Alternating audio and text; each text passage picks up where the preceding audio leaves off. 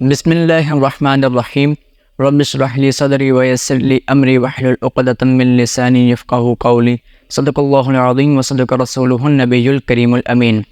تمام معزز ناظرین گرامی، السلام علیکم ورحمۃ اللہ وبرکاتہ۔ عزیزان محترم، ویسے تو ہر وظیفے اور ہر ورد کی اپنے اعتبار کے لحاظ سے اپنی اپنی شانیں ہیں، مگر آج ہم بسم اللہ شریف کی طاقت کے بارے میں عرض کریں گے کہ اصل میں بسم اللہ شریف کی طاقت ہے کیا۔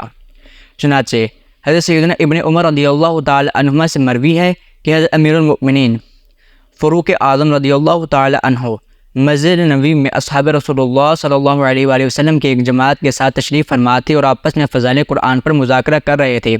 ان میں سے ایک صحابی نے کہا کہ سورہ توبہ کا آخری حصہ افضل ہے، دوسرے صحابی نے کہا سورہ بنی اسرائیل کا آخری حصہ افضل ہے، ایک تیسرے صحابی نے کہا سورہ مریم اور سورہ طٰہٰ افضل ہے۔ اسی طرح سے ہر ایک نے اپنے اپنے علم کے مطابق مختلف اقوال بیان کیے، اور ان حضرات میں حضرت عمرو بن معدی کرب رضی اللہ تعالی عنہ بھی موجود تھے۔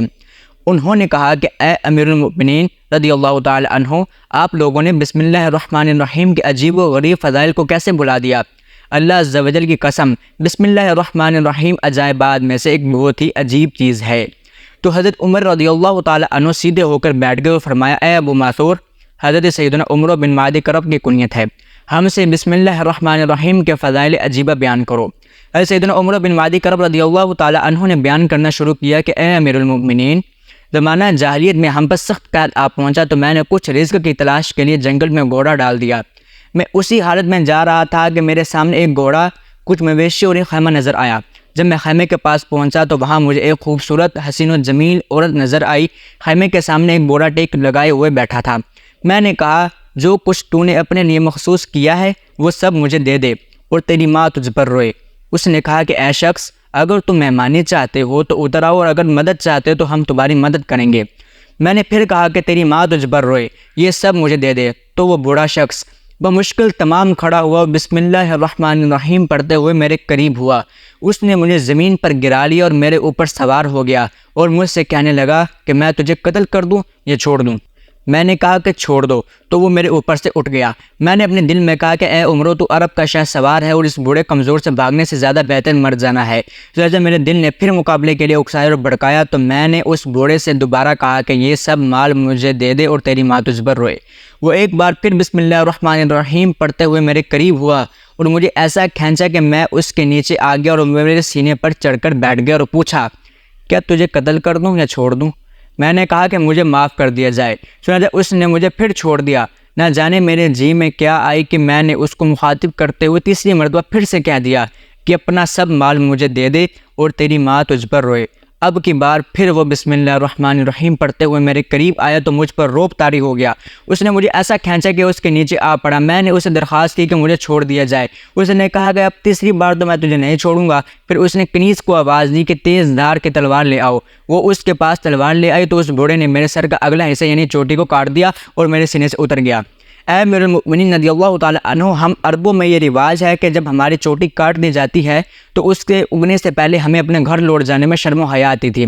چنانچہ میں 1 سال تک اس کی خدمت کرنے پر راضی ہو گیا۔ جب پورا سال گزر گیا تو اس نے مجھ سے کہا کہ اے عمرو، میں چاہتا ہوں کہ تم میرے ساتھ جنگل کی طرف چلو۔ میں اس کے ساتھ چل پڑا یہاں تک کہ ہم ایک وادی میں پہنچے۔ اس نے جنگل والوں کو بسم اللہ الرحمن الرحیم پڑھ کر آواز لگائی تو تمام پرندے اپنے اپنے گھونسلے چھوڑ کر نکل گئے، ایک پرندہ بھی باقی نہ رہا۔ پھر دوبارہ آواز لگائی تو تمام درندے اپنے احاطوں سے باہر چلے گئے۔ تیسری بار آواز لگائی تو ایک لمبے کھجور کے درخت کی طرح لمبا اور کالا سیاہ آدمی نظر آیا جو اونی لباس پہنے ہوئے تھا۔ اسے دیکھ کر مجھ پر رعب طاری ہو گیا۔ اس بوڑھے نے کہا کہ اے عمرو، گھبراؤ مت، اگر ہم ہار گئے تو تم کہنا میرا ساتھی یعنی بوڑھا بسم اللہ الرحمن الرحیم کی برکت سے اس پر غالب آ جائے گا۔ لیکن مقابلے میں وہ لمبا کالا آدمی غالب آ گیا تو میں نے چڑھ کر کہا کہ میرا ساتھی لاتعزی کی وجہ سے غالب ہوگا۔ تو اس بوڑھے نے مجھے ایسا زبردار تھپڑ مارا کہ میرا سر اکھڑ جاتا۔ میں نے کہا میں دوبارہ ایسا نہیں کروں گا۔ پھر جب ہم جیت گئے تو میں نے کہا کہ میرا ساتھی بسم اللہ الرحمن الرحیم کی برکت سے غالب آ گیا۔ اس بوڑھے انسان نے اس کو اٹھا کر زمین میں اس طرح گاڑ دیا جس طرح گھاس کو زمین میں گاڑا جاتا ہے۔ پھر اس کے پیٹ کو پھاڑ کر اسے سیاہ لالٹین کی طرح کوئی چیز نکالی اور مجھ سے کہا کہ اے عمرو، یہ اس کا دھوکہ اور کفر ہے۔ میں نے کہا آپ کا اور اس ناپاک پلیت کا کیا قصہ ہے؟ اس نے کہا کہ وہ لڑکی جس کو تم نے خیمے میں دیکھا وہ فاریہ بنت مستورد ہے۔ ہر سال ایک جن میرے ساتھ جنگ لڑتا تھا تو بسم اللہ الرحمن الرحیم کی برکت سے اللہ تبارک و تعالی مجھے ان پر فتح عطا فرماتا تھا۔ صلی اللہ علی محمد صلی اللہ علیہ وآلہ وسلم۔ عزیزان محترم، یہاں پر میں ایک بات ضرور عرض کروں گا کہ ایک شخص، ایک بوڑھا انسان جو لاٹھی کے سہارے بمشکل کھڑا ہوا اور اس نے عرب کے شہ سوار اور نوجوان اور طاقتور انسان کو 3 مرتبہ پچھاڑ دیا، اور اس کی ایک آواز سے چرند اور پرند اپنے گھونسلوں اور اپنے گھروں اور اپنے احاطوں سے نکل کر چلے گئے، اور اس کے طاقت نے اور اس کے بازوؤں نے اور اس کی ہمت نے اپنے سے ہزاروں گنا جن کو پچھاڑ دیا، اس کو شکست دی۔